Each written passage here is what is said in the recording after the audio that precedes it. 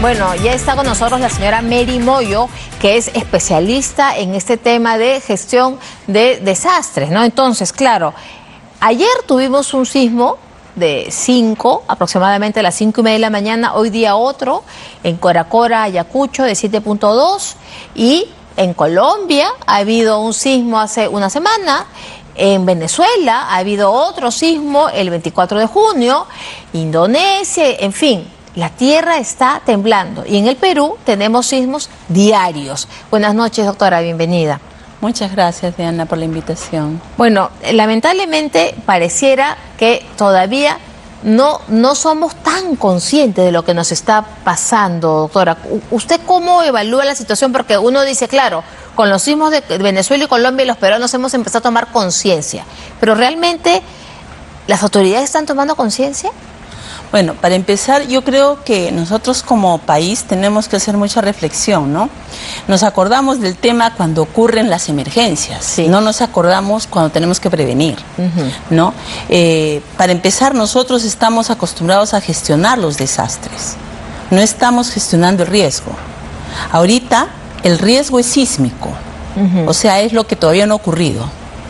Ya estamos con el fenómeno del Niño. El fenómeno del Niño ya no es un riesgo, ya está siendo un fenómeno. Ya se está gestionando el desastre. Ya es un fenómeno. Ya se está gestionando. Y es un fenómeno que está ocurriendo y que va a generar desastres. Pero el riesgo sísmico es aquello que ya sabemos que está latente de ocurrir y que va a ocurrir en algún momento, pero no estamos haciendo para la prevención, sino estamos haciendo para la emergencia.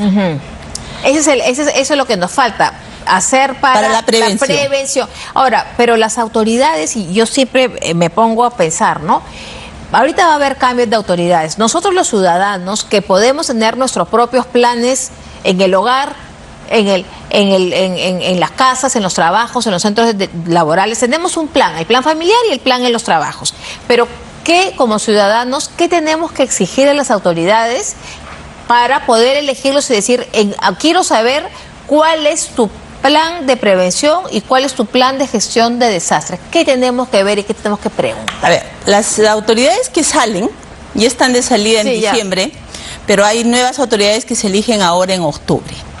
Los ciudadanos debemos ser conscientes que vivimos en una zona altamente sísmica, donde en el planeta ocurren más o menos el 80% de los terremotos, de los sismos que ocurren en el mundo. Esta zona donde nosotros vivimos nos va a exponer, como si ustedes miran cuántos sismos hemos tenido solo en estos últimos 20 días, en el Perú son varios los que se han sido perceptibles. Sí. Pero hay muchos que no son perceptibles porque son menores de 3. Así es, según el señor Tavera hay todos los días sismos. Así es. Tenemos un cuadro que nos han facilitado aquí la doctora para ver la evolución. Ahí tenemos esa curva. Si nos puede explicar, esa es la evolución de la magnitud del... Por ejemplo, ahí tenemos Cusco. Yo he hecho ese mapeo. A ver, explíquenos, doctora, he hecho ese mapeo, Diana, sobre cuántos sismos hay desde el 1 de agosto hasta hoy día. Y por cada departamento. Si ustedes miran allí, la mayoría de ellos están por debajo de 6. El que nos ha llamado la atención es el que ha ocurrido ahora en Coracora. Que es el último, ¿no? El último que está en el pico, así es, ¿no? Entonces, nos llama la atención, ¿por qué? Porque la magnitud con la que ha ocurrido también deja una sensación de intensidad, es decir, lo percibimos de manera distinta de acuerdo a dónde ha ocurrido y de acuerdo al nivel de profundidad con el que ha tenido el epicentro, ¿no? Entonces, nosotros tenemos ahorita en el país permanentemente sismos. El otro día me preguntaban, ¿es verdad que en el 2026 ya han ocurrido más de 400 sismos? Sí, es verdad. Sí, es verdad. Es verdad, y vamos a tener muchos más en el transcurso del año. Ahora, el último es el de Coracora, si ustedes ven en la esquina derecha, ¿no? De su pantalla, la mano, pero en el centro, digamos, el primer centro, hay un pico. El de Huánuco. Este es el de Huánuco. Así es.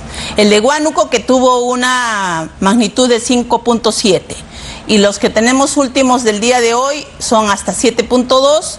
y también hemos tenido 4.3, ¿no? Entonces, la idea es que podamos entender con esta curva que traté de ponerla aquí, para que nos demos cuenta que nosotros vivimos permanentemente sintiendo movimientos sísmicos en los lugares donde vivimos o trabajamos. Y debemos ser conscientes, esta pregunta que usted me dice, ¿qué deben exigir los ciudadanos a las autoridades que van a entrar? Que por lo menos entiendan qué cosa es hacer gestión del riesgo y no qué es gestión del desastre. Y para hacer gestión del riesgo, lo primero que tienen que comprender las autoridades locales que van a ser electas y los gobernadores es cuál es el mapa de peligros que tiene mi distrito en función del tipo de suelos que tenemos para el riesgo sísmico, cuál es el mapa de peligro, porque no solamente es el sismo, es también las inundaciones. El mapa de peligro es importantísimo. Ahora, hoy día también tenemos, el sismo hoy día ha sido en Ayacucho, ha sido bastante profundo, más de 100 kilómetros, pero tenemos los riesgos de los suelos. Veamos otro cuadro que gentilmente nos ha traído la doctora. A ver, explíquenos, doctora, ahí vemos la corteza, los mantos superiores, pero esto, digamos, ahí está Ayacucho y Coracora. Para no ser académica, hacia la mano derecha arriba está Ayacucho, Coracora. Sí, para no ser tan académica, nosotros lo que tendríamos que entender en el lenguaje común de todos los ciudadanos es que nosotros vivimos en el cinturón del fuego, pero estamos ubicados en donde está la placa de Nazca y la placa sudamericana. Nosotros, nuestras casas no están encima de la placa de Nazca exactamente, están encima de la placa sudamericana porque no estamos en el mar. La placa de Nazca está entrando y la placa sudamericana está por encima. Coracora ha tenido 2 sismos y estos 2 sismos, uno es más superficial y el otro es más profundo. El más superficial, que ha tenido 4 de magnitud, si hubiera tenido 7.4 como el otro o 7.2 como se han dado en las estadísticas, el impacto hubiera sido tremendo. Desastre. Tremendo, porque mientras más superficial lo tengamos, el sentido del daño a la infraestructura y al tipo de suelo y al tipo de construcción que nosotros tenemos es mayor. Entonces, cuando nosotros miramos la estructura de la Tierra, no entendemos mucho cómo es nuestra Tierra. Nuestra Tierra, nosotros vivimos en la parte alta, en la parte de la corteza, pero todo lo que ocurre es por lo que ocurre dentro del núcleo, dentro del manto, y cuando hemos tenido de 108 de profundidad, estamos hablando de una parte de arriba, ni siquiera muy profunda. Entonces, claro, hay que explicar porque uno escucha 7.2 y el daño, gracias a Dios, no ha sido mayor porque ha sido profundo. Profundo. Cuando tuvimos y fuimos, la noticia del terremoto de Colombia era 7.4 y ha sido una catástrofe porque ha sido superficial, igual que el de Venezuela, doctora, ¿no? Así es.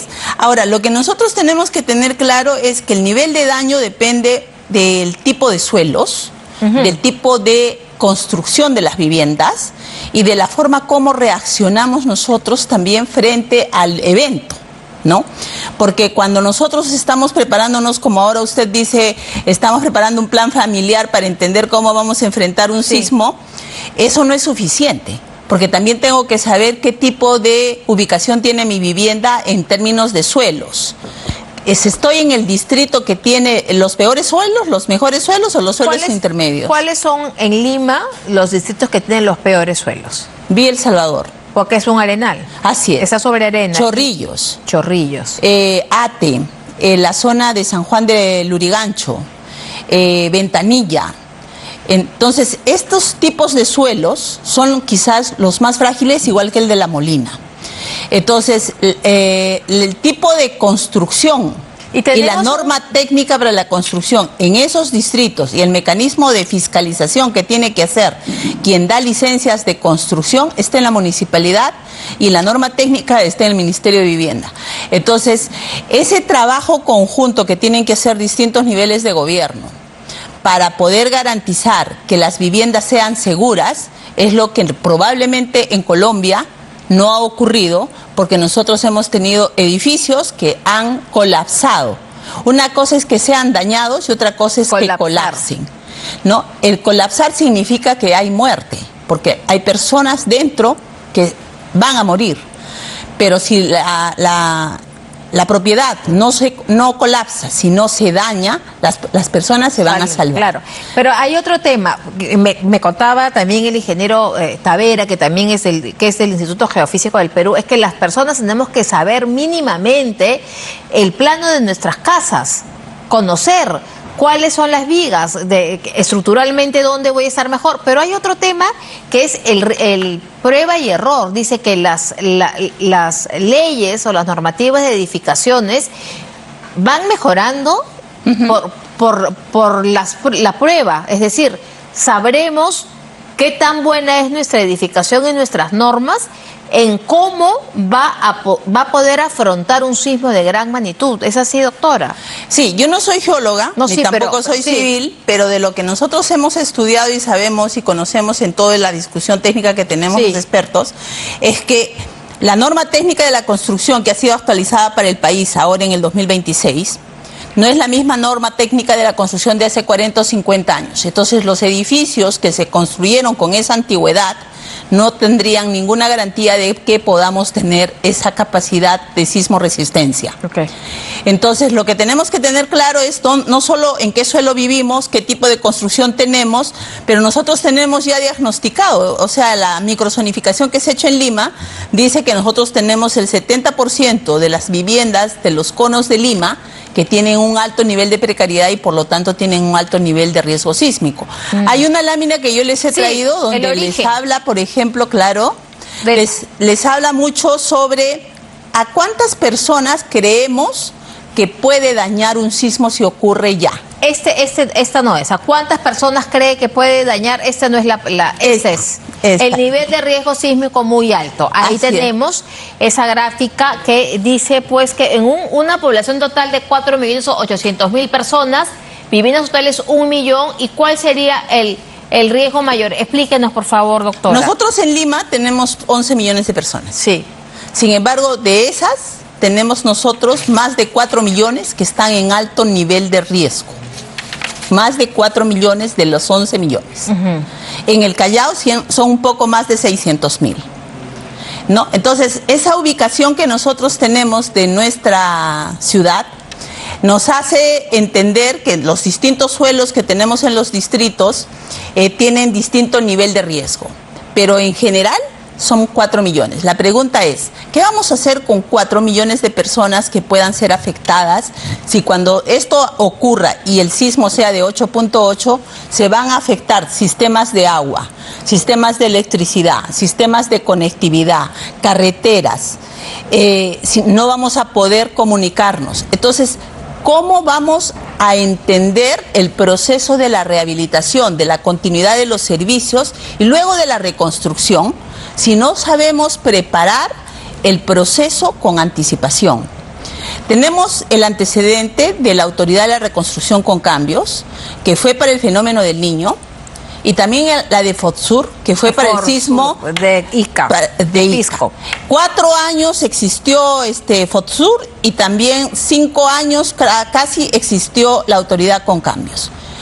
¿Qué es lo que nos ha dejado esa estructura orgánica que se creó? Una gestión que no ha tenido resultados, cuyas métricas nos hablan por un fracaso en el tiempo y que nos pone hoy ante un sistema muy vulnerable. Y lo que sí yo creo que tendríamos que hacer ahora es, si bien es cierto nos estamos preocupando mucho ahorita, por ejemplo, por el fenómeno del Niño, por entender que tenemos que salvar la vida, descolmatar, pero lo que tendríamos que hacer es emprender en paralelo todo el conjunto de megaproyectos que le darían, por ejemplo, a Piura el sistema de drenaje pluvial, que le darían el manejo de las cuencas. Hay que aprovechar la situación para que sean trabajos ya que queden. Yo le agradezco mucho, doctora, ha sido realmente muy esclarecedor su posición. Muchísimas gracias. Bien. Y Teletón 2026 lo hacemos todos. 11 y 12 de septiembre, la Teletón la hacemos todos. Tenemos una meta que cumplir. Ayúdanos a que más niñas y niños con discapacidad salgan adelante. Dona al 989-361-677 o ingresa a teletón.pe y podrás encontrar muchas más formas de donar. Gracias por acompañarnos esta noche en Al Final del Día. Los espero mañana a las 10 aquí en Canal N. Buenas noches.